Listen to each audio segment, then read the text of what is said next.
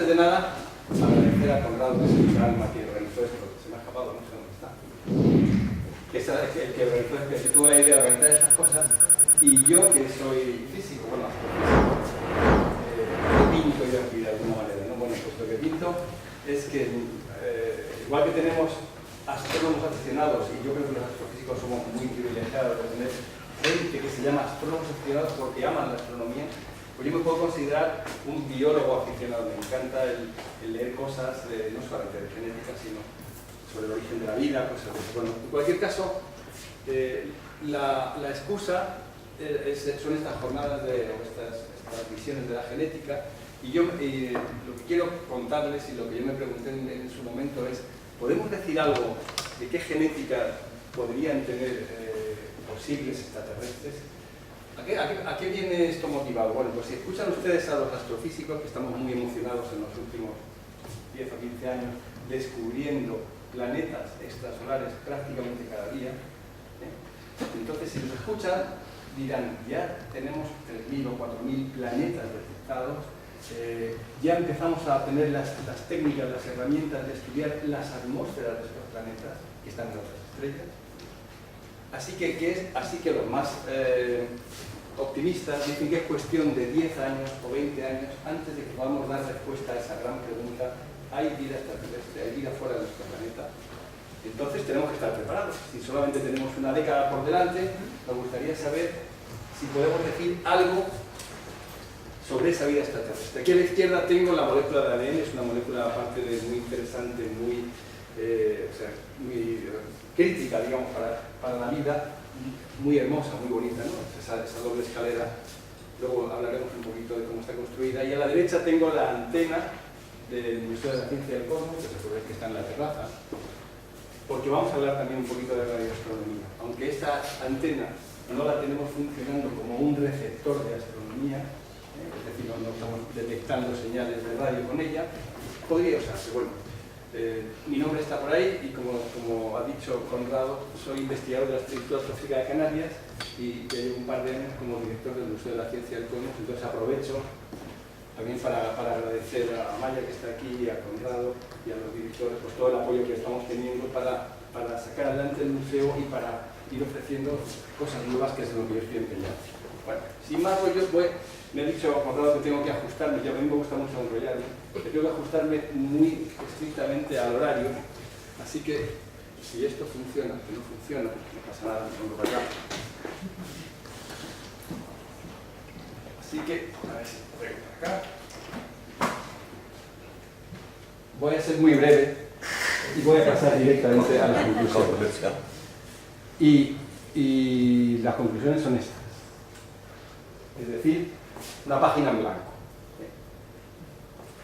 Si se tienen que quedar con algo, no hay todavía ninguna evidencia de vida extraterrestre, así que mucho menos vamos a saber cómo es su código genético o su genética. Si alguien tiene prisa y quiere irse, puede irse ya, porque este es el mensaje que quiero dejar. Los que se quieran quedar, he aprovechado la transparencia para hacer una especie de índice de lo que quiero contarles. Vamos a hablar un poquito de vida y genética terrícola, que es la que conocemos. ¿Es cierto? De vida extraterrestre podemos hablar solamente de números, de probabilidades y hasta dónde estamos llegando, buscando. Hablaremos un poquito de misiones espaciales y de la búsqueda de inteligencia extraterrestre que tanto excita la curiosidad, sobre todo de los niños y de los adolescentes. Y acabaremos con un paseo más allá de la frontera de lo que conocemos, es decir, intentaremos llegar hasta la frontera del conocimiento en lo que estamos hablando, que es la astrofísica y la biología, y vamos a aventurarnos un poquito más allá de la frontera. No se preocupen que no tengo ni muchas fórmulas ni nada, pero hay un par de tablas que me gustaría que paráramos y las pensáramos. Lo primero que quiero contarles es que el universo, en el cual está englobada la vida dentro, nosotros somos una parte del universo también, y por eso los astrofísicos tenemos derecho de estudiar la biología, porque es una parte nuestra del universo. Un hecho sorprendente es que cuando uno mira a cualquier estrella, a cualquier nebulosa, a cualquier galaxia, hasta donde podemos medir, tenemos una conclusión muy robusta, muy sencilla y al mismo tiempo muy intrigante, y es que todo está hecho de lo mismo y con la misma proporción. Insisto otra vez, cuando miramos a una estrella, una galaxia, una nebulosa, incluso la galaxia más lejana, y por eso podemos hablar, está todo hecho de lo mismo y con la misma proporción. Por eso podemos hablar de abundancias cósmicas. Aquí he puesto una galaxia a la izquierda, la vida, que está ahí representada por un tucán, y el océano, que está a la derecha, que está representada por el agua alrededor de una anémona, ¿no? Fíjense en esta tabla, vamos a perder... es la otra. Vamos a perder un minutito en ella, y aquí lo que es puesto a la izquierda es los elementos de la tabla periódica de lo que están hechas las cosas. Hidrógeno, helio, oxígeno, carbono y otros. Olvídense de todo y fíjense solamente en la columna del cosmos. Se dan cuenta que es hidrógeno y helio, es la inmensa mayoría, 708 y 247 gramos por cada kilogramo de material que agarráramos. Imagínense que vamos a una estrella, cogemos un kilo de material, lo analizamos, 708 gramos de hidrógeno, 247 gramos de helio, 36 de oxígeno, 3 de carbono y el resto de todos los demás, nitrógeno, fósforo, azufre, uranio, oro, todo lo que quieran, solamente 6. O sea, el universo es una cosa muy simple todavía. Básicamente los dos elementos más simples, hidrógeno y helio, es lo que componen todas las estrellas, todas las galaxias, todas las nebulosas. Fíjense ahora a la derecha del todo en el agua del mar. El agua del mar es muy distinto que el cosmos, por así decir, que el promedio del cosmos. Tiene básicamente hidrógeno y oxígeno, lo ven, que es agua, lo esperábamos, ¿no? H2O, 107 de hidrógeno, 860 de oxígeno, que es muy pesada, el átomo. Nada de helio prácticamente y nada de carbono, y los otros, pues ya sabemos que son sal y otras cosas que tienen. El agua de mar. Y si nos fijamos ahora en lo que está en medio, que es la vida, lo primero que salta a la vista es que somos muy parecidos al agua del mar, ¿verdad que sí? Con lo cual, cualquier extraterrestre que viniera aquí y dijera, ¿ustedes de qué están hechos?, le contáramos esto, dirían, oye, pues seguramente ustedes se originaron en el mar, y ahora están aquí en la Tierra, aceptaría, porque efectivamente somos muy parecidos, excepto por una cosa que ya se han fijado ya, el carbono. O sea, en el agua de mar prácticamente no hay nada, y en el universo hay, pero muy poco. Nosotros somos, los seres vivos, somos unos grandes concentradores y estructuradores del carbono. O sea que este extraterrestre lo que diría enseguida es, vale, ustedes están hechos de carbono, y lo que tiene que hacer un ser vivo para existir es simplemente reunir carbono, porque realmente ni en el universo en promedio ni en el agua de mar lo tiene. Esto de reunir carbono y formar la estructura de nuestros cuerpos pasa por esta maravillosa molécula que habéis visto antes también allí rotando, el ADN, que es como el libro de instrucciones de la vida. Aquí está escrito lo que transmitimos a las siguientes generaciones de cómo tiene que organizarse ese carbono, y también tiene escrito cómo cada una de las células de nuestro cuerpo hoy, actualmente, tiene que funcionar. Es decir, es un maravilloso libro de instrucciones que va diciendo primero cómo van a funcionar las siguientes generaciones y segundo cómo cada una de mis células, la de mi hígado, la de mi riñón, la de mi cerebro, tiene que organizarse para funcionar. Sabéis que esta estructura está formada por una cadena, una fila, de lo que llaman los biólogos bases nucleicas, que todos hemos aprendido desde primaria, y que yo creo que son nombres que tenemos que recordar y estar familiarizados con ellos: guanina, citosina, timina y adenina, que son estas 4 bases las que vemos aquí a la izquierda en la imagen del ADN en forma de esos hexágonos y pentágonos. Solamente quiero que se fijen en un par de cosas, no quiero que se aprendan este dibujo de memoria. Fíjense solamente que están estructuras hexagonales y también estructuras pentagonales. Hay pentágonos en el caso de la adenina y la guanina, y hay hexágonos. El carbono es tan abundante que en las fórmulas, como los que saben química lo saben bien, ni siquiera se pone la C de carbono. Cuando ponemos, ahí está marcado el hidrógeno, el nitrógeno, el oxígeno. Cuando no hay nada, ahí está el átomo de carbono, que es lo más abundante, y nos ahorramos el tener que escribirlo. Quiero que se queden con estas frases, con estas ideas, pero vamos a hacerlas al revés de las que las he escrito aquí. Las proteínas son las cadenas de aminoácidos, y son las moléculas más importantes de la vida. Los seres vivos estamos prácticamente construidos de proteínas. La mitad del peso seco de cualquier ser vivo es proteína. La otra mitad de nosotros, de las bacterias, de las moscas, la otra mitad pues es el resto de cosas, en nuestro caso huesos o tejido grasa o lo que sea. La mitad, o sea, toda la estructura son proteínas. Así que si entendemos cómo funciona, cómo se organiza el carbono en forma de proteínas, vamos a entender cómo es la estructura de un ser vivo. Y una proteína no es más que una cadena de aminoácidos. Esta palabra aminoácido también es una palabra de los químicos y de los biólogos que es clave y que vamos a verla un poquito más adelante. Y solamente quiero que piensen que los aminoácidos son moléculas pequeñas también, parecidas a las que tenemos puesto arriba de las bases nucleicas, diferentes, pero son, ya digo, moléculas pequeñas basadas también en carbono y también con nitrógeno, con oxígeno,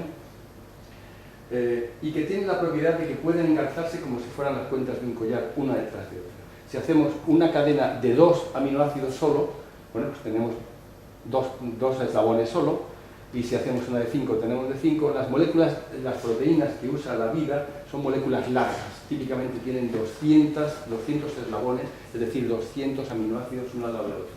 Así que si sabemos cómo están hechas las proteínas, sabemos cómo está hecho el ser vivo, y si sabemos las cadenas de aminoácidos que forman cada proteína, sabemos cómo se construye desde los bloques básicos, ¿no? El orden de las bases del ADN especifica qué aminoácidos se forman. O sea, les decía antes que una cadena típica de un ser vivo tiene unos 200 eslabones, puede ser mucho más grandes, 600 aminoácidos, 1000 aminoácidos. Más adelante veremos que hay 20 aminoácidos diferentes para la vida, y los que sean matemáticos habrán pensado ya cuántas cadenas diferentes puedo formar. Si tengo 20 eslabones diferentes, 20 letras, por llamarlo de alguna manera, y quiero hacer una fila de 200, una proteína típica.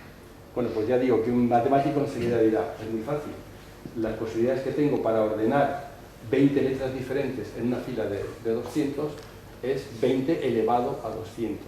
Es decir, multiplicar el número 20 200 veces por sí mismo. Y cuando uno hace eso, para una sola proteína, cuando uno hace eso, se da cuenta que es un número muchísimo mayor que cualquier cosa. Muchísimo mayor que el número de estrellas, muchísimo mayor que el número de galaxias, muchísimo, es del orden de 2 elevado a 187, si no recuerdo mal. Es un número gigantesco, mucho más grande que el de partículas elementales que hay en todo el universo.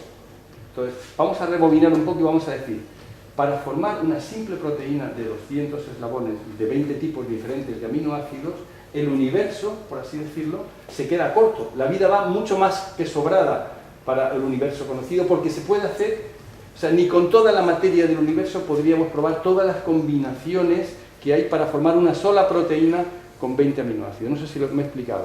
O sea, aunque empleáramos toda la materia del universo, no llegaríamos a probar todas las posibilidades que tiene el formar una sola proteína. ¿Qué nos dice eso? Pues por un lado yo creo que nos dice que la vida va más que sobrada para este universo, y eso es interesante y profundo de pensar. Tiene muchas posibilidades. Y la segunda cosa que nos dice es que los pobres bichos, las pobres bacterias y las moscas y nosotros mismos tenemos que tener alguna manera de saber qué proteínas formar, porque si tenemos todas esas posibilidades, alguien nos tiene que decir, oye mira, coloca este aminoácido aquí y el otro aquí y el otro aquí para que funcione. No nos pueden dejar con toda la libertad porque tenemos demasiadas posibilidades. ¿De acuerdo? Entonces, quería que, ya llegando a la parte de arriba de la frase, quería que se fijaran de nuevo en el dibujo ese, donde están los hexágonos y los pentágonos, y se fijaran que el carbono es la estructura de la vida, la que hace los hexágonos y los pentágonos, que el nitrógeno y el oxígeno son cruciales para que estas moléculas, digamos, en las uniones. Ahí están marcadas unas líneas rojas que indican que la adenina y la timina, si tú los dejas estas dos moléculas, se juntan como si fueran dos imanes, ellas solas. No hay nada mágico, no hay nada misterioso, son fuerzas electroquímicas y ya digo, como dos imanes se pegan. Los biólogos suelen decir que se aparean. Igual pasa con la guanina y la citosina, pero no pasa con la adenina y la guanina o la citosina con la timina. Por la estructura que tienen, ya digo que no hay ninguna cosa esotérica, por la propia estructura que tienen las moléculas, sus propiedades físicas químicas hace que se apareen de dos en dos. Antes de, ya no quiero torturar más con esto porque yo creo que todos lo sabemos, pero es la base es la base de la vida y la base del código genético. Solamente quería hacer al final un apunte, rebobinando y diciendo, bueno, ahí arriba ¿qué es lo que tenemos? Ahí arriba tenemos carbono, nitrógeno y oxígeno, organizado de la forma que sea. Quería decirles que el carbono, el nitrógeno y el oxígeno también es el motor que está dentro de las estrellas un poco más masivas que el Sol. O sea, las estrellas El Sol en concreto no, porque tiene poca masa, pero estrellas que son un poquito más masivas que el Sol funcionan con lo que se llama el ciclo CNO, estos mismos tres elementos, que no son los más abundantes del universo, recuerden, que eran el hidrógeno y el helio. Entonces uno dice aquí, bueno, qué interesante, qué casualidad, ¿no? Los seres vivos emplean estos tres elementos, el carbono, el nitrógeno y el oxígeno, y las estrellas evolucionadas también, las más masivas. Y ahora vamos a pasar ya a los aminoácidos. Yo quiero que perdamos un minutito porque son la clave de lo que vamos a hablar luego del código genético y de la genética.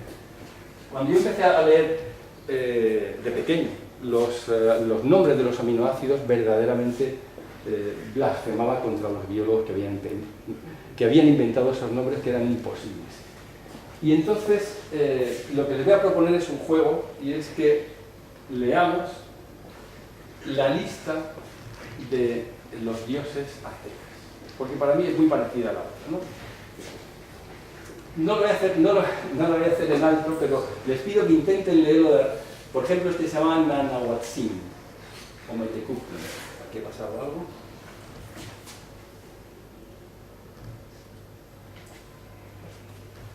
Yo mucho de esto, honradamente, no lo conozco. He pasado temporadas en México y es un país que me encanta. Mira, Quetzalcóatl, sí, Quetzalcóatl todos lo hemos oído, ¿no? La serpiente emplumada. Quetzal, pájaro precioso, y Coatl, serpiente, ¿no? La serpiente emplumada. Este es uno de los dioses principales. Este no lo conozco, pero cada uno de estos dioses, no se rían, tenía, por supuesto, todos sus rituales, tenía su función. Unos eran los dioses del maíz, otros eran los dioses de la guerra. Este tampoco sabría pronunciarlo, pero es algo así como Tecuitzitecatl. Este tampoco lo conozco, Teoyamanqui. Hombre, Tezcatlipoca, este sí, este es un dios que están, si uno va a las pirámides, por ejemplo, pues verá un montón de cráneos ensartados. Este era el dios Tlaloc, el dios de la lluvia, todos los conocemos. Tlatecutli, Tlazotleot, Tochtli, ese es fácil. Este es difícil de pronunciar, pero es de los más importantes del panteón azteca. Este también es conocido, Xochitlquetzal. Este es el pájaro flor. Este lo dejo. Tonantzin, este es muy importante. Tonan es la diosa madre, significa madre. Tonantzin es madrecita, el diminutivo. Y de hecho, yo he pasado muchas temporadas en un observatorio que se llama Tonantzintla, que significa el lugar de nuestra madrecita, ¿no? Le tengo mucho cariño a ese sitio. Y el último, el más importante, Tonatiuh, el dios del sol. Bueno, una vez que hemos aprendido esto, no nos va a costar nada aprendernos los 20 aminoácidos, los elegidos, y voy a pasar rápido con ellos: alanina, arginina, asparagina, cisteína. Vamos a pararnos aquí en la glicina, es el más sencillo, luego saldrá un poquito más adelante también. Esto deberíamos, si fueran fáciles de aprenderse, metionina, prolina, deberíamos saberlos de memoria, porque son la base de lo que somos nosotros. Tirosina, treonina, triclófano y valina. Muy bien. ¿Por qué he puesto ahí los 20 elegidos? Pues porque la vida emplea estos aminoácidos. ¿Hay más aminoácidos? Sí, se conocen más de 100. Y de hecho, y ya empezamos a tener la primera conexión con la astrofísica, de hecho estos más de 100 aminoácidos se encuentran en los meteoritos. Un meteorito que cae, se analiza y se encuentra una gran variedad de aminoácidos. Sin embargo, en la Tierra solamente encontramos estos 20 aminoácidos formando parte de los seres vivos. Interesante. ¿Qué es el código genético? Pues de alguna manera hay que hacer que lo que está escrito en el ADN al final valga para que la célula fabrique las cosas que necesita, que son proteínas. Entonces, el código genético no es más que un lenguaje, un código, igual que nosotros en español decimos agua para referirnos al líquido ese, pues la célula dice estas palabras que están aquí, a ver si salen. Antes de nada, lo tengo por aquí abajo para ver la clave del código genético. Recuerden que teníamos 4 bases, ¿se acuerdan? Adenina, citosina, guanina y timina. En el caso del ARN se cambia la base timina por uracilo y se coge las iniciales de esto: A para adenina, C de citosina, U de uracilo y G de guanina. Y el código genético, y esto es lo que deberíamos aprender todos de memoria, es esto. Es simplemente el lenguaje. Aquí tenemos el lenguaje de la vida en la Tierra. ¿Qué quiere decir esto? Quiere decir que si tú te vas a una molécula de ADN y tú encuentras la serie arriba, ¿no? GCU, es decir, guanina, citosina y uracilo, entonces va la célula y fabrica un aminoácido que se llama alanina. Lo fabrica. Por cierto, la alanina, la fórmula química, no tiene nada que ver con la suma de un uracilo, una citosina y una guanina. No tiene nada que ver. Esto es una cosa sorprendente. Pero igual que no tiene nada que ver el sonido que nosotros hacemos con la boca para decir agua con el material agua. ¿De acuerdo? Entonces, no es más que un lenguaje. Ya digo que esto deberíamos aprenderlo de memoria porque esto es lo que habría que enseñarle a un extraterrestre cuando nos preguntara ustedes de qué están hechos y cómo funcionan. Esta es la clave. Cuando se descifró esto, es como descifrar la piedra Rosetta. Es decir, se sabe el lenguaje íntimo de la vida. Sin embargo, la cosa es un poquito más complicada, porque en realidad para formar alanina puede estar metida ese triplete de 3 bases que decía antes, GCU, lo ven arriba, pero cualquiera de las otras que están a la derecha, GCC, GCA, etcétera, también fabrican alanina. Esto empieza a estar un poco preocupante. Cualquier físico que vea esto dice, esto es cualquier cosa menos elegante. Porque fíjense que la siguiente, para formar arginina, puedes emplear 1, 2, 3, 4, 5 y 6 combinaciones diferentes. Mientras que hay otros pobres aminoácidos, como por ejemplo la metionina, que solamente tienen una posibilidad, A, U, G. Y si van leyendo un poquito más abajo, verán que A, U, G también es la clave, por así decirlo, para que empiece a leer esa máquina. Tú tienes que decirle a la máquina que va a hacer las proteínas, tienes que decirle, empieza a leer ahora. Y si lee GCU, va a hacer una alanina. Pero para que tú le digas, empieza a leer, tienes que meterle la instrucción AUG, que es la misma que la metionina. Bueno, entonces no quiero liarles con eso, solamente quiero que nos quedemos con estas ideas. El código genético es... cualquier ingeniero de informática lo hubiera hecho 20.000 veces mejor, porque fíjense que no es nada simétrico. Lo que tenemos que haber hecho es haber distribuido todas las posibles combinaciones que hay para que todos fueran redundantes, que esa es la palabra que emplean los biólogos, ¿no? El código genético es redundante. No quiero entrar mucho en detalle en ello, pero podéis imaginaros que cualquiera que diseñara este código lo que haría sería decir, bueno, si nos sobran combinaciones, lo que tenemos que hacer es repartirlas por todas por igual, ¿no? Y además no hacer que una cosa como AUG, es decir, una alanina, un uracilo y una guanina, me pueda representar un comienzo, si al principio, o una orden de que se fabrique la metionina, el aminoácido este. De todas maneras, entre paréntesis también, esto nos pasa también en los lenguajes. Nosotros tenemos una palabra que es, por ejemplo, gato, que la empleamos para dos sentidos completamente distintos, el del coche y el del animal. Y según el contexto, sabemos que es uno u otro. Pues según el contexto, el ARN sabe lo que tiene que hacer. Una vez que sabemos cómo funciona la vida, vamos a atrevernos a preguntar qué es la vida. Es una pregunta que se han hecho, como sabéis, desde la antigüedad, ¿no? Yo voy a intentar responderla, yo no voy a dar ninguna respuesta original mía, pero lo que he hecho es agarrar las respuestas que dan un informático, un biólogo, un físico, y la tengo aquí resumida, a ver qué os parece. Pero para empezar, la vida es un proceso. Nosotros, pues, lo que nos distingue de una piedra es que tenemos procesos químicos que están consumiendo energía, y lo pone ahí, energía que genera orden. Es decir, igual que una vela es un proceso, y mientras dura la cera, dura la combustión y por tanto el proceso químico, nosotros, la vida es también un proceso. No es que hay una cosa que separe verdaderamente a las cosas vivas o a las cosas inertes. Mientras está ocurriendo eso que llamamos vida, ese proceso, decimos que es un ser vivo. Eso de que energía que genera orden es lo que diría un físico, termodinámico. Nosotros estamos consumiendo energía para generar orden. Generamos orden construyendo nuestros cuerpos, construyendo a nuestros hijos, construyendo nuestras ciudades, nuestros coches, nuestras ideas. Estamos construyendo orden empleando energía. Es importante también eso que pone ahí, que conoce el entorno. Esto es lo que dirían los informáticos, digamos, como Maturana y Varela, que definen la vida como un sistema que es capaz de conocer el entorno. Hasta una bacteria conoce el entorno. No estamos hablando de conocer en el sentido de un cerebro. Una bacteria conoce un entorno porque huye de un ácido, por ejemplo, ¿no? Y lo último es un sistema que evoluciona por selección natural. Si juntamos todo esto, creo que la definición de vida queda perfectamente acotada.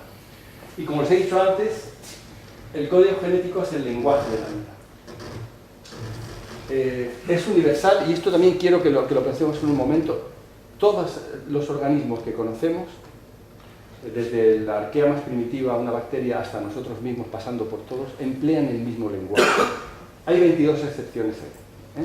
O sea, es el mismo código, pero con pequeñísimas excepciones de algunas, por ejemplo, de las mitocondrias que tenemos en nuestras células. Hay alguna de ese lenguaje, alguna de las palabras, G, U, C, por ejemplo, para una de estas excepciones que son muy escasas, significa crea un aminoácido diferente. Pero para la inmensa mayoría de todos los seres vivos es un lenguaje universal, lo cual nos indica que tiene un origen común, seguramente. Alguien, alguna bacteria, alguna arquea primitiva, la primera célula descubrió, entre comillas, ese lenguaje y todos lo hemos heredado. Es redundante, como hemos visto antes, para hacer un aminoácido muchas veces tenemos varias posibilidades, lo cual es interesante porque si hay mutaciones está más protegido el producto final. No es ambiguo en el sentido de que una sola combinación, por ejemplo, G, 3 guaninas, eso solamente produce glicina. Hay más maneras de producir glicina, pero con la combinación G solo se produce, no es ambigua, solo se produce glicina. Y la última cosa que digo por ahí, entre comillas, no se sabe si es arbitrario. Eso que decía yo antes, no tiene ninguna conexión la estructura tridimensional del triplete G, por ejemplo, con la glicina que va a formar al final, pero tiene que tenerla. O sea, claramente no hay nada mágico ahí. Así que lo que hay que hacer es estudiar cómo se pasa desde la tripleta de bases, ya digo, por ejemplo, el caso de G, guanina y guanina, para formar el aminoácido glicina.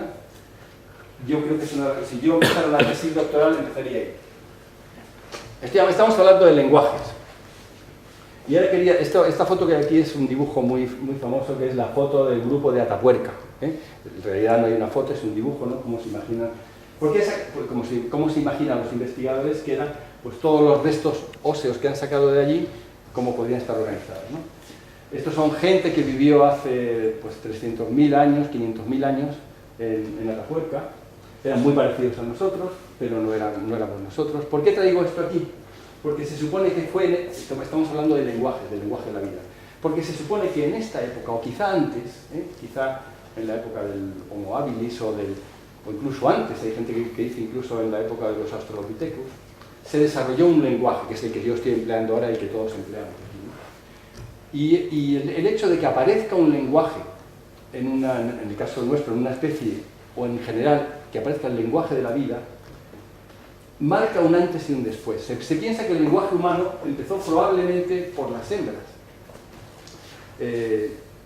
Cada vez más los estudios están indicando que el lenguaje humano fue inicialmente una cosa entre hembras, por muchas razones uno puede pensar, quizá porque estaban más cerca unas de otras, uno puede imaginarse más tiempo cuidando a su prole y por tanto con más necesidad de intercambiar información sobre lo que sea, alimentos, cuidados o lo que sea, mientras que quizá los hombres en aquella época pues estaban, cazando, más tiempo separados entre ellos. El asunto es que si es verdad esta hipótesis y el lenguaje fue un desarrollo primordial de las hembras, cuando los machos llegaron otra vez, digamos, cuando llegaban por la noche, podemos imaginarlo así, al campamento, hubo seguramente una fuerte selección sexual hacia aquellos que podían entender el lenguaje. Yo me puedo imaginar a una de estas hembras diciéndole a un macho elegante que venía por ahí, oye, mira, vámonos allí detrás de aquellos matorrales de por allí que me vas a enseñar lo que has cazado, por ejemplo.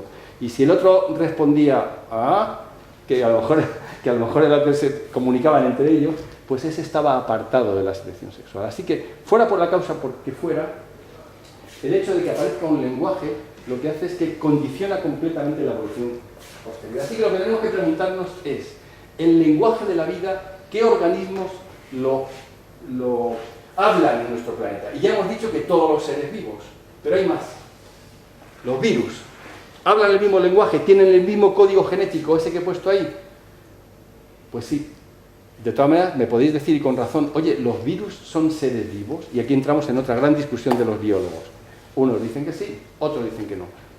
Los virus están en la frontera entre los seres inertes y los seres vivos. Los que dicen que no es porque un virus no puede tener vida propia, necesita estar dentro de una bacteria para poder vivir, por así decirlo. Pero ellos, que son listos, aunque no sean vivos, tienen que emplear el mismo lenguaje porque si no, no podrían entrar en la célula, no podrían intercambiar información con ella. Y si nos vamos más abajo, habéis oído hablar de los priones. Estuvieron muy de moda en la época de la enfermedad de las vacas locas porque se descubrió que no eran ni bacterias ni virus lo que causaban la enfermedad, sino eran unas simples proteínas, que son iguales que las que tenemos en nuestro cuerpo, que simplemente se plegaban de una forma diferente. ¿Recordáis que las proteínas son cadenas de aminoácidos, típicamente 200 o 500 aminoácidos, y según están engarzados uno con otro por las fuerzas electroquímicas, ahí tenéis un dibujito, se pliegan, van haciendo como ovillos, ¿no? Bueno, pues resulta que cuando una de estas proteínas se pliega de una manera diferente, a la derecha ves que pone prión enfermo, por así decirlo. Es una simple molécula que se pliega, que su estructura tridimensional es diferente. Pues estas moléculas tienen la propiedad de que cuando se ponen cerca de otra molécula normal, la obligan a plegarse deformemente, siempre desde nuestro punto de vista. Es decir, tenemos una proteína en nuestra célula normal, un prión normal, viene este otro y le obliga a plegarse mal. Esto se va contagiando, digamos, por todo el cuerpo, puede llegar hasta el cerebro, puede destruir los tejidos de las proteínas de las células del cerebro y esa es la enfermedad de las vacas locas. Lo que quiero que nos fijemos aquí, estamos hablando de cosas que no están vivas. Nadie dice que un prión está vivo. Si hay gente que dice que un virus está vivo. Nadie dice que es una simple molécula. Sin embargo, tiene variedad, porque los hay con una forma y con otra. Se seleccionan aquellos que verdaderamente pueden contagiar, porque los que verdaderamente triunfan en la lucha por la vida, aunque no estén vivos, son aquellos que pueden propagarse y contagiar a los demás. Y tienen una herencia que no tiene nada de ARN, por supuesto. Un virus sí tiene ARN, ¿no?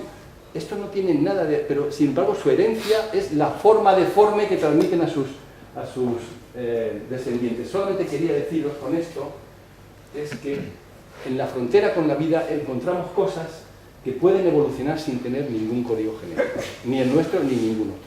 Y esto es algo para pensar. Hay seres complejos, yo he puesto el ejemplo de los priones, pero uno puede extender la evolución humana mucho más allá, a los memes, las ideas, por tanto, a los lenguajes, a los artefactos. Hay otros sustratos que pueden evolucionar, que no son vivos y por lo tanto no necesitan código genético. Ya es hora de que nos metamos entonces un poquito dónde están todos los bichos, Lo que voy a hacer ahora es muy rápidamente contaros un poquito hasta dónde se ha llegado buscando vida, porque lo primero que tenemos que hacer es encontrar vida. Lo segundo es a ver qué código genético tiene, qué genética tiene, que lo estamos buscando. Esto es una foto tomada por el robot Opportunity en Marte. Sabéis que lleva muchos años allí. Aquí veis una rueda en la parte de abajo. Es una foto, un selfie, por así decirlo, hacia atrás que se tomó. Miren qué paisaje tan maravilloso, miren el cielo, cómo se ve desde Marte con esos colores como de crepúsculo, ¿no? La atmósfera siempre tiene un tono rosáceo, un tono... Y a mí me emociona mucho ver esas piedras que hay, piedras secas, ¿qué hacen ahí? Nadie las había visto hasta que este robot llegó allá. Sí, es verdad que son piedras como las que podríamos ver aquí, pero bueno, a mí me emociona pensar que hemos mandado un artefacto tan lejos que está tomando fotos de piedras que jamás, de esa belleza de paisaje que jamás hubiéramos visto con nuestros ojos, ¿no? Bueno, en Marte entonces es el sitio más obvio de buscar vida. ¿Se ha encontrado vida? Ya sabéis que no, porque si no lo sabríamos todos los titulares. Pero, ¿cuál es el siguiente paso? Bueno, pues hay un rover de la ESA para 2018 que sí que está pensado que haga una prospección más potente, es decir, que haga un agujero, que saque material y que analice verdaderamente si ahí hay quizá vida primitiva, quizá tipo arqueas o bacterias. Ya sabéis que hace un par de semanas se chocó el ExoMars, una de las naves que se mandó, con lo cual ha sido un golpe para la Agencia Europea del Espacio, pero confiemos que eso no retrase el envío Europa nunca ha aterrizado en Marte. Bien, entonces esto va a ser un reto, mandar este rover. ¿Por qué? Porque tiene una misión que es irse al valle este, que no sé ni cómo pronunciarlo, Mouth, que es un cráter de 24 kilómetros que está cerca del trópico y que se piensa que puede ser un lago seco, así que mejor sitio para excavar no hay ninguno. La carrera es que los de la NASA van detrás, tienen para 2020 previsto un rover más grande que el que tienen ahora. Ellos sí tienen experiencia en mandar vehículos, los tienen ahí desde hace muchos años, y van a hacer prácticamente lo mismo. Entonces la carrera ahora es intentar ver si hay organismos primitivos en Marte. El siguiente paso que están pensando en las agencias espaciales y los astrofísicos es irnos mucho más allá, irnos a un satélite de Júpiter que se llama Europa, como hay que es nuestro primo lejano, porque está muy lejos por un lado, pero nuestro primo porque es un mundo cubierto de agua. Y Europa es uno de los satélites que descubrió Galileo, se conoce desde hace mucho tiempo, pero estas imágenes tan bonitas se han podido obtener solamente cuando las naves han ido cerca, y se ha visto que está rodeado de una gruesa capa de agua. Cuando digo gruesa capa de agua, si la comparamos con la de la Tierra, tiene mucho más agua que el planeta Tierra. Si nosotros desecáramos todos los océanos de la Tierra y lo pusiéramos en una gotita como está ahí a la derecha, se dan cuenta que, bueno, ahí la han puesto encima de Norteamérica, hay poco agua en la Tierra, porque aunque cubre las 3/4 partes, es poco profundo el mar. Recuerden que la profundidad media debe ser 4.000 metros, ¿no? Pero el planeta tiene 12.000 kilómetros de diámetro, así que es una finísima capa de agua la que rodea el planeta Tierra. Si la juntamos en una gota, tenemos menos que en Europa. Hay más agua en Europa que en la Tierra, con lo cual se piensa también que puede haber un océano líquido por debajo del hielo sólido, así que es un sitio estupendo para mandar esta nave, que se llama Clipper, y que va a volar en el 2025, si se financia adecuadamente. Lo que va a hacer inicialmente es simplemente hacer un mapa de dónde poder aterrizar para el futuro muy lejano, mandar una nave que pudiera perforar ese océano, que son kilómetros. Todavía nadie sabe qué tecnología hay que tener, pero bueno, lo primero que hacer es mirar dónde se puede aterrizar. Entonces esta nave en el 2025 va a intentar hacer un sondeo de sitios donde estudiar Europa. Bueno, ahora quiero ponerles una cosa, aparte, ya fuera de nuestro sistema solar, les decía al principio que hay descubiertos pues, más de 3.000 planetas en otras estrellas. Les quiero poner uno que ha sido muy reciente, en agosto de 2016, seguramente lo habéis visto alguno en los periódicos. Se anunció que se había encontrado un planeta rocoso tipo Tierra, además en la estrella más cercana a la Tierra. Esto verdaderamente fue un bombazo. Conocíamos 3.000 planetas, pero todos muy lejos. Este es el que está más cerca de la Tierra y es tipo rocoso. Esto que estamos viendo mientras yo hablo es una animación de si hiciéramos un viaje desde la Tierra hasta nuestra estrella vecina, que por cierto se llama Próxima, está en la constelación del Centauro, Próxima Centauri se llama así.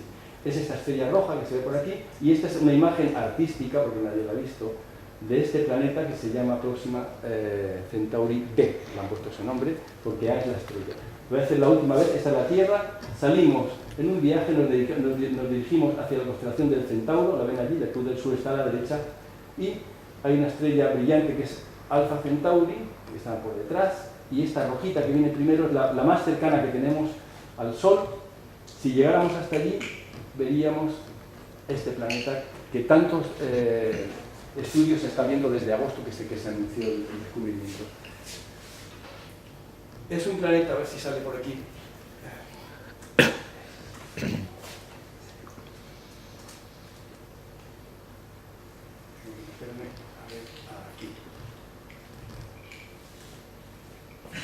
Esta estrella está a 4,2 años luz, es la más cercana. La estrella propiamente es de color rojo porque tiene la mitad aproximadamente de la temperatura del Sol, 3.000 grados solo. Solamente el 12% de la masa del Sol es una estrella pequeñita, lo que se llama una enana roja, y solamente es 1.000 veces menos luminosa que el Sol. Así que en este planeta, que es un poquito más grande que la Tierra, tiene 1,3 veces la masa de la Tierra, está muy cerquita de su estrella. Hace una vuelta, en vez de 365 días como la Tierra, en solamente 11 días completa una órbita completa. Pero al ser la estrella tan poco luminosa y tan fría, el hecho de que el planeta esté tan cerquita, lo que hace es que tenga la temperatura adecuada para tener agua líquida. Así que está en la zona de habitabilidad, ¿no? Eso que pone ahí que tiene eterno crepúsculo es porque la estrella es tan poco luminosa que si viviéramos en ese planeta, la luz que recibimos de la estrella sería casi toda en el infrarrojo, pero en el visible veríamos como un crepúsculo que ya prácticamente al anochecer. Nunca tendríamos una luz brillante como aquí tenemos. Lo que pone al final, océano, rayos X, se está estudiando si verdaderamente puede tener océanos líquidos.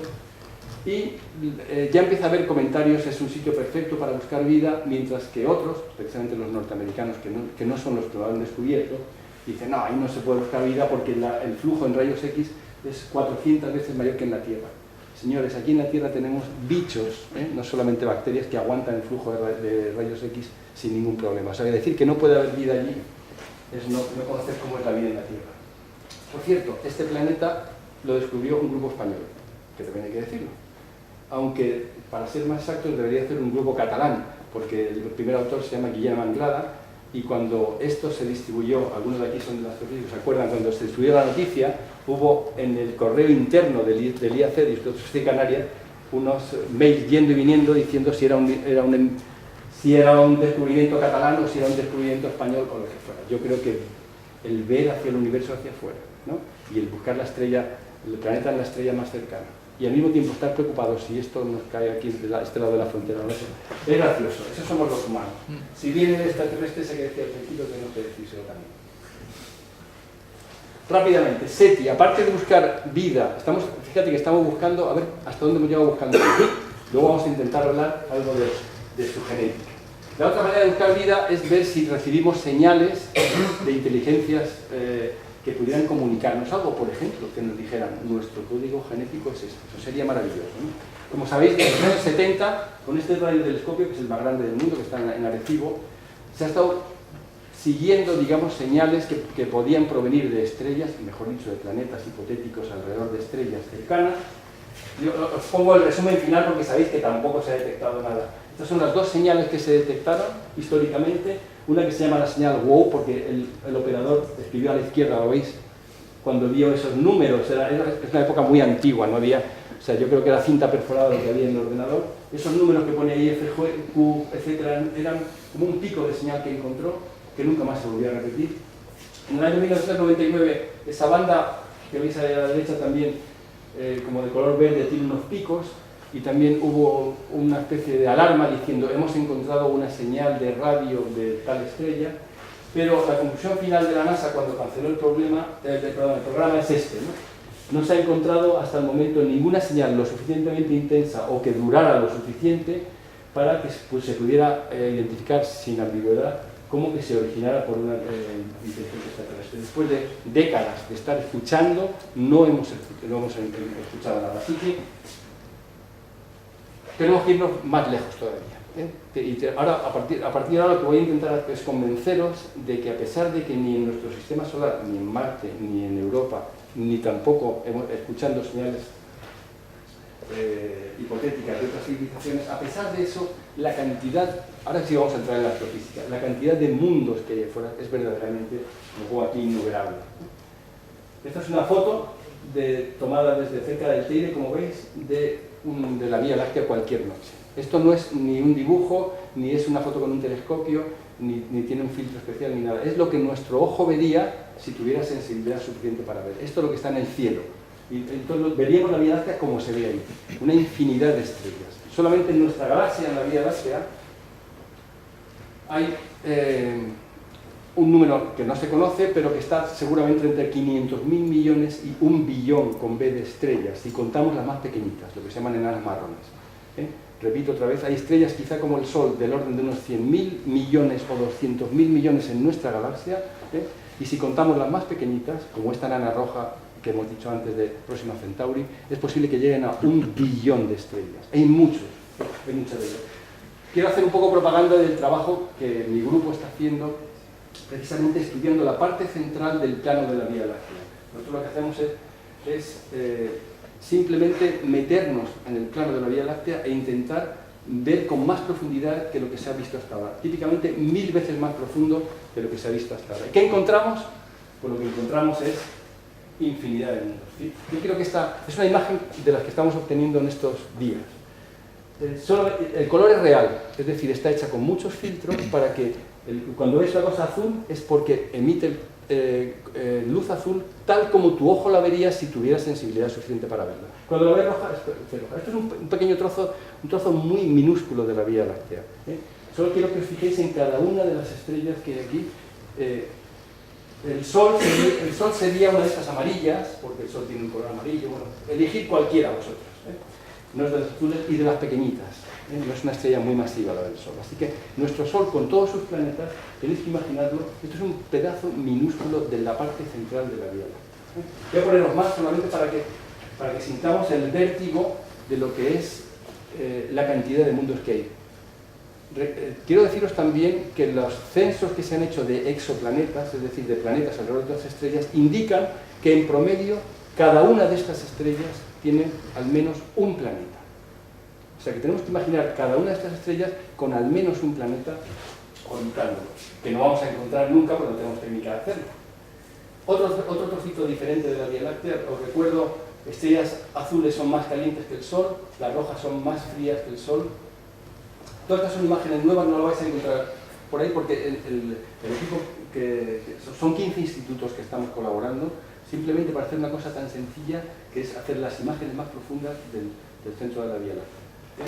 Todavía no, es un programa que empezó hace ya casi 10 años, vamos muy despacito porque queremos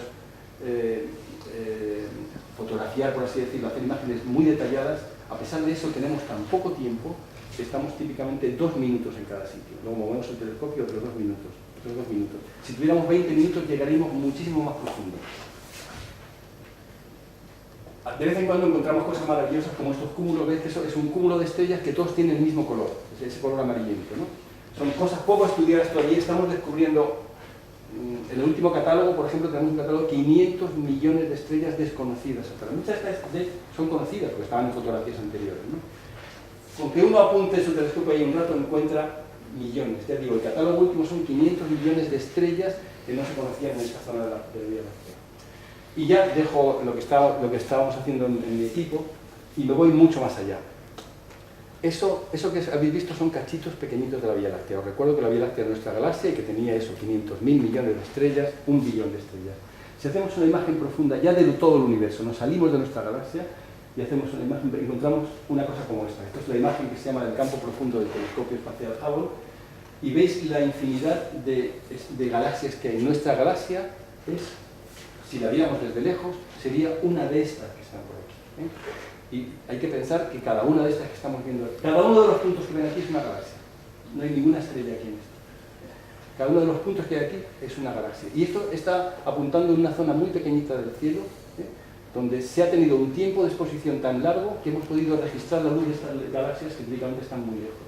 No hace falta que os diga que la nuestra pues será una galaxia espiral quizá como esta, quizá más pequeña, estas son muy grandes, ¿no? Pero esto es una galaxia, y esto que hay aquí es otra galaxia, y esta roja que hay aquí es otra galaxia, etc. Cada una de estas galaxias tiene esos cientos de miles de millones de estrellas, y seguramente, ahí no podemos llegar, seguramente sus planetas.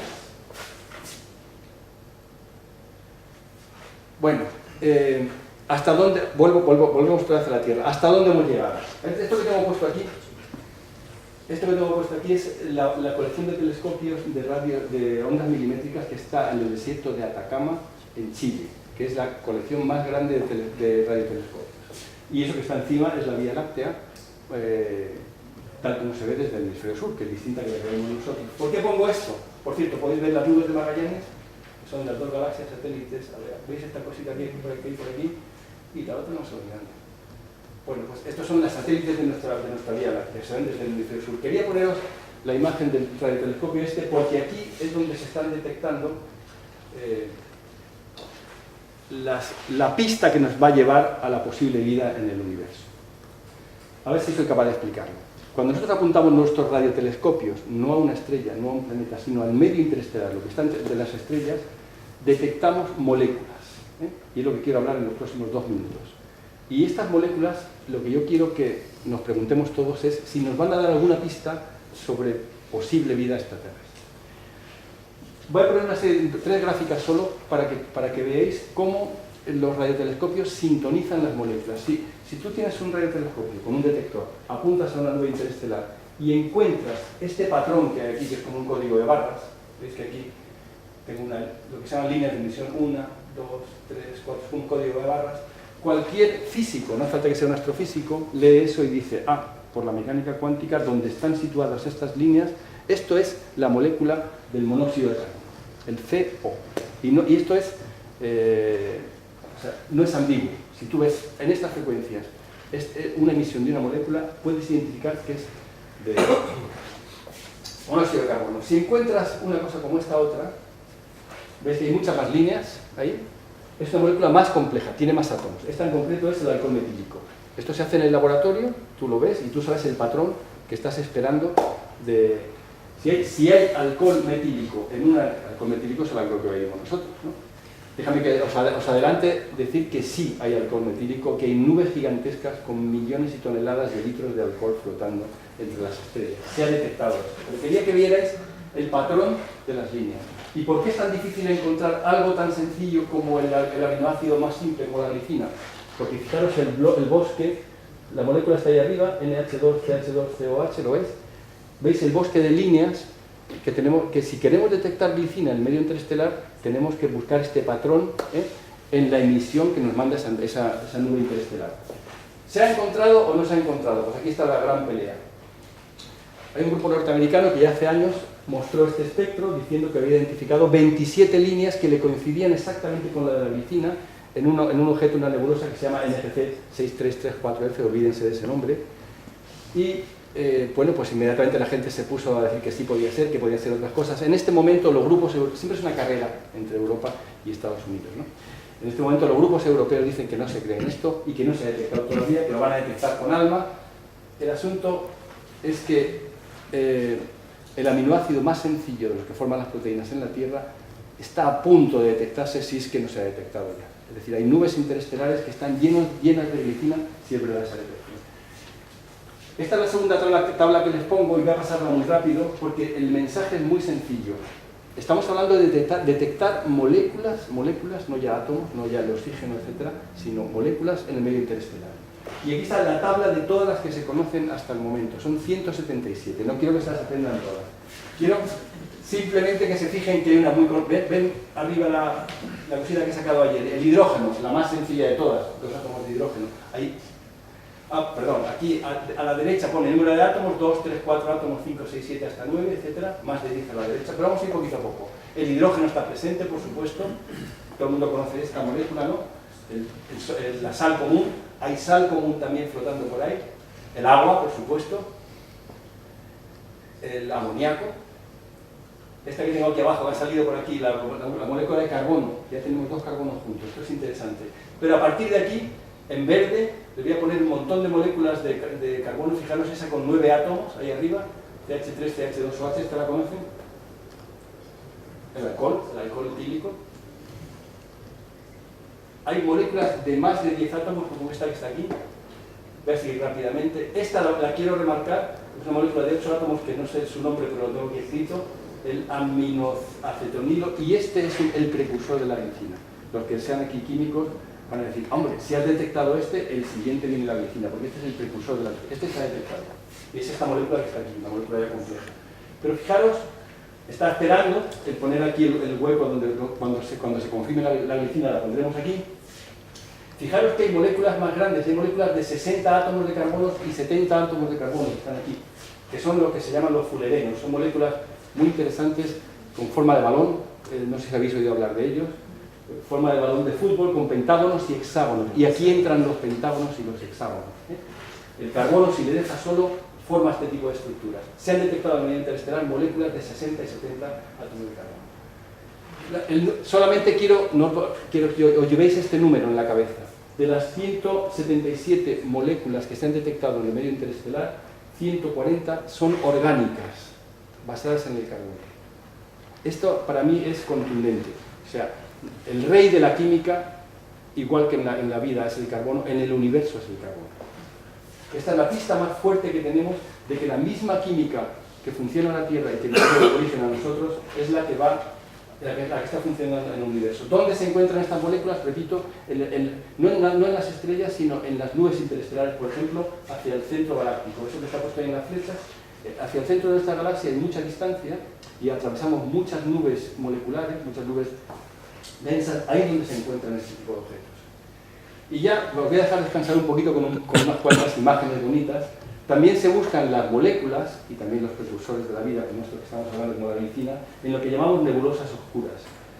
fíjense esta maravillosa nebulosa, que no es que sea un agujero en el cielo, sino que hay una nube tan densa por delante de todo ese fondo de estrellas, que nos está ocultando lo que está detrás. Es ahí donde apuntamos los radiotelescopios precisamente para buscar las moléculas, ¿no? Y ahí es donde está la carrera por la glicina.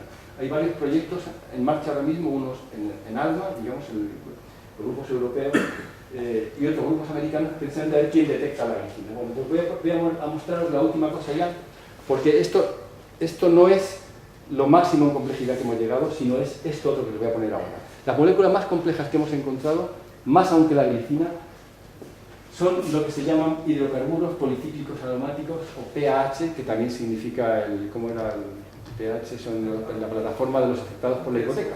No es que los afectados por la hipoteca lleguen hasta el medio interestelar, pero PAH para un astrofísico es el santo grial. Aquí a la izquierda, en esa gráfica, veis una línea que sube y baja con unas montañitas que se han estado conociendo desde hace muchos años, de los años 80, como las bandas infrarrojas sin identificar, UIR en inglés, porque nadie sabía lo que eran y hasta hace poco no se han podido identificar sin ambigüedad. En este momento sabemos que estas bandas que antes se llamaban sin identificar, que aparecían en infrarrojo en las nebulosas, precisamente que les decía antes, en las nebulosas oscuras, vienen de estas moléculas, de las pH, de los hidrocarburos policíclicos aromáticos, que son estructuras como esas que veis ahí. Llegáis a ver desde atrás los hexágonos, son los mismos hexágonos que vamos a encontrar en los nucleótidos, en las moléculas de la vida. Están flotando en el medio interestelar y algunos de ellos tienen hasta 100 átomos de carbono. Son moléculas muy complejas. El universo sabe fabricar moléculas de carbono con las mismas estructuras y muy complejas, más complejas que una aminoácido, con más número de carbono, ¿no? Así que el eslogan que tenemos que llevarnos es que el universo está lleno de moléculas complejas y que el carbono es el rey de la química universal. Y a partir de ahora voy a poneros imágenes donde se han hecho fotos, por así decirlo, de galaxias, de nebulosas, sintonizadas en estas bandas infrarrojas que os digo yo de las pH. Es decir, cuando nosotros veamos una imagen que tiene un fondo rosado, es porque el material que hay ahí está emitiendo luz en esas bandas de las pH, de los hidrocarburos. Como pone aquí, nuestra galaxia tiene miles de estrellas masivas, forman nebulosas de gas ionizado, todas ellas están repletas de pH. Lo que pasa es que solamente vemos, eso también quiero que lo pensemos un segundo, solamente vemos las moléculas orgánicas cuando alguien las ilumina y las excita y pueden emitir luz. Si no, debe haber muchas más de las que nosotros vemos que sin embargo están oscuras, ¿no? Voy a poneros algunas imágenes. Esta ha sido, por cierto, la imagen astronómica del día de hoy, y es una nebulosa muy bonita alrededor de estrellas masivas. Estas estrellas masivas, ya digo, están todas repletas de pH, están muy conocidas, es una nebulosa oscura, voy a ir rápido. Estas son nebulosas que están alrededor de estrellas masivas. Estas estrellas masivas lo que hacen es que dan energía a todo el gas y a todo el polvo que está en la nebulosa y nos permiten ver fácilmente dónde hay moléculas carbonadas de estas que digo yo, pH.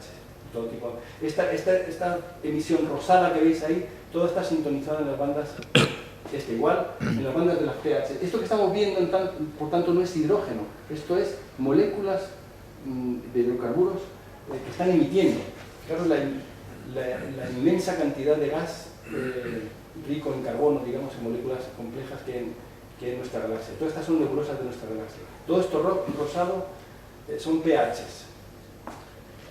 Pero cuando vemos esto nos preguntamos, ¿quién es el responsable de esto? ¿Quién está fabricando este carbono? ¿Quién está fabricando las pHs, ¿no? Pues resulta que las fabrican estrellas que llegan al final de su vida, estrellas como el Sol, a través del fenómeno que llamamos nebulosa planetaria. Voy a poner una imagen, que es en lo que yo trabajo precisamente. Una imagen de una nebulosa planetaria que es la fase final de la vida de las estrellas como el Sol, en la cual devuelven al medio interestelar el material que han generado y el que tenían originalmente, y hay una química compleja que llega hasta estas moléculas que os estoy diciendo, hasta las pH, empezando en la más sencilla, el monóxido de carbono. Estoy acabando, ahora sí, y quiero pasarme entonces muy rápidamente la última transparencia, más allá de la frontera. Solamente recordar dónde estamos.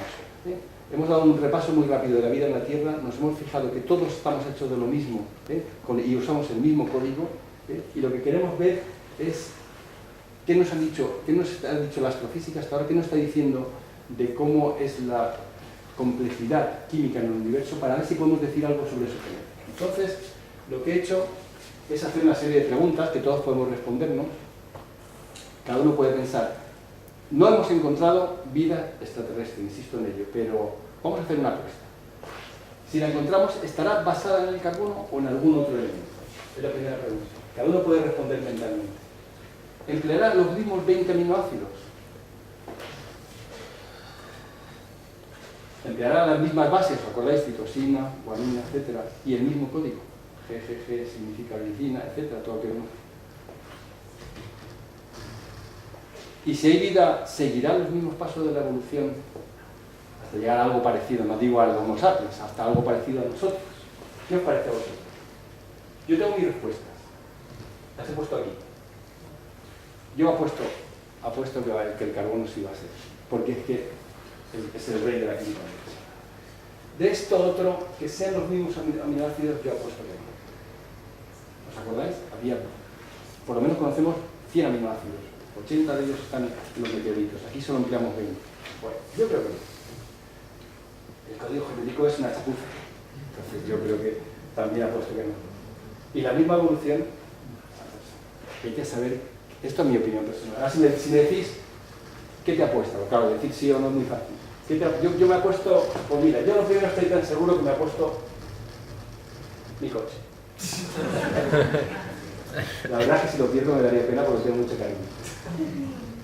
Estoy seguro de que no son los mismos 20 aminoácidos. Hombre, si viniera vida extraterrestre y me dijera, empleamos los mismos 20 aminoácidos, yo voy a estar encantado, la verdad. Bueno, aunque esté equivocado. Porque diría, coño, entonces hay algo muy profundo. Y dice que los otros no valen para nada, los otros 80 aminoácidos. Pero aquí no me puedo apostar mucho. Yo creo que una rueda de mi coche como mucho. Las mismas bases y el código genético. Igual. Si viene vida de por ahí y nos dice, mira, empleamos las mismas citosinas, no sé, la llamamos de otra manera, ¿no? Pero son las mismas moléculas, citosina, guanina, y el mismo código. Aquí poca cosa podría apostar. Un viaje a Homera, por ejemplo. Para dos personas. Y luego, que fuera la misma, aquí sí me lanzo. Un viaje a Marte, por ejemplo. Según el tipo como se llama Musk, el que quiere mandar hombres a Marte, dice que por 200.000 euros te mandan. Yo tomo 200.000 euros para salir. Elucubración final, estoy acabando ya. Imaginaros que lo que piensa alguna gente ahora de la inteligencia artificial es verdad, y que el siguiente paso en la vida biológica nuestra es que podamos transferir todo el contenido de nuestra mente y de nuestro cerebro a un sistema informático como un gran ordenador. Esto se está pensando seriamente. Y entonces, que todo, nuestra conciencia, nuestros pensamientos, nuestros recuerdos, todo lo que somos nosotros, igual, pero ahí metido en el ordenador. Sentiría lo mismo. Imagina que eso es posible. Bueno, pues entonces ya ni código genético ni nada. Es decir, lo que tienes es, aquí ya te puedes reproducir muy fácilmente, coges un pendrive y te pones en otro ordenador, tienes un clon tuyo. Entonces, si hubiera una transferencia de la vida hacia el silicio, verdaderamente habría un código genético virtual, ya no sería el mismo, no haría falta las moléculas estas ordenadas. ¿Se imaginan que eso ya ha ocurrido en otros planetas de otras estrellas? Y nosotros estamos aquí buscando todavía vida biológica, cuando ellos ya han pasado a la vida del silicio. Si os dais cuenta, esto podría resolver la famosa paradoja de Fermi, que quizá habéis oído hablar. La paradoja de Fermi dice que si verdaderamente hay tantos mundos, tantos planetas, y la vida es una cosa tan fácil de hacer en la Tierra, pues debería estar todo lleno de extraterrestres, y entonces, ¿por qué no están aquí ya visitando? ¿Dónde están todos los extraterrestres si nos deberían visitar? Pero a lo mejor esto podría verdaderamente resolver esa paradoja, decir, no, es que los extraterrestres que podían visitarnos ya han pasado a la otra fase, a la fase virtual, digamos, de ser seres de ordenador, con lo cual nunca lo vamos a ver aquí. Pero podemos ampliar la paradoja de Fermi y decir, ¿y dónde están todos los robots o todas las informaciones que nos podían venir hasta aquí? ¿No? Si ya no existe la vida biológica, pero sí existe la vida virtual informática, ¿no?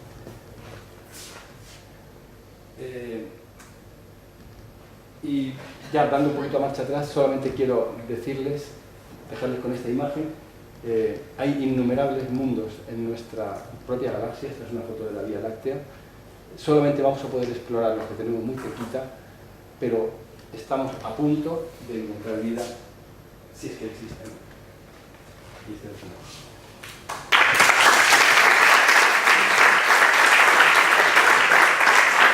Yo creo que la mayor parte te van a decir que sí, porque confían que su ley es una ley universal. Unos pocos te van a decir, no tenemos ni idea, si en otros sistemas va a aplicarse esta ley, pero yo personalmente creo que es una ley que está muy anclada en la física y que por tanto es una ley que va a funcionar. La ley que estamos hablando es cómo evolucionan los sistemas complejos, lo que estamos hablando. Y los sistemas complejos que llamamos vivos evolucionan por selección natural o por selección artificial, pero evolucionan por selección. Y el que selecciona es la naturaleza, simplemente. Y selecciona en base a unas leyes físicas, ya digo, que tienen que ser universales. Igual que la gravedad, la gravitación es una ley universal. Sobre ese tema, en los experimentos que se están haciendo, lo comentabas, de enjambres de robots, ¿hay selección natural? Claro, tú los programas inicialmente para que ellos puedan evolucionar. Y tú, en realidad no es selección natural, es selección que está guiada por ti, pero tú los dejas entre generación. Lo que está preguntando, no sé si es lo siguiente, ahora se están haciendo experimentos con lo que se llaman enjambres de robots. Son robots chiquititos que, por ejemplo, se mueven en un entorno, en esta sala, y que ellos están programados para, si van a un sitio se cargan sus baterías, y si van a otro sitio se descargan. Es como en un entorno vivo, como si fuera comida y veneno para ellos. Entonces tú los sueltas allí y los dejas al principio sin ninguna programación que diga vete a cargarte, porque eso sería obvio. Tú simplemente le dices al principio, muévete al azar. Unos pocos caen en la zona de veneno y se descargan y se mueren, otros pocos caen por azar en la zona de comida y se cargan y siguen, y tú esperas, y al cabo de una hora o de un día, depende de lo rápidos que sean, llegas allí y encuentras unos muertos y unos vivos. Entonces, los vivos, ves qué instrucciones tenían sus programas, los promedios, combinas todos de los que han vivido, los muertos te olvidas de ellos, pero los revives programándolos con la combinación del programa de los que han vivido. ¿Me seguís? No sé si me permitís. Con eso haces la segunda generación y los dejas sueltos otra vez y esperas. Y entonces otra vez unos vuelven a vivir y otros no. Estás simulando la selección natural. Bueno, pues los experimentos que se han hecho en Suiza, en Estados Unidos también, es que al cabo de 30 o 40 generaciones, en esa colonia emerge espontáneamente el lenguaje. Los robots aprenden a comunicarse entre ellos fielmente. Avisan a los demás cuando han llegado a la zona de comida o cuando han llegado a la zona de... Esto puede parecer mágico, pero así funciona. Es simplemente tú les estás simulando la evolución de la vida, básicamente. Entonces, el hecho de que aprendan el lenguaje simplemente es porque les da mucha ventaja evolutiva. Si ellos saben comunicarse, ¿entiendes? Pues entonces se mueren mucho menos. De hecho, tengo aquí, si queréis podemos ver algún vídeo, tengo un vídeo cortito, no es que estuviera preparado para la pregunta de Maya, pero lo tengo en el ordenador.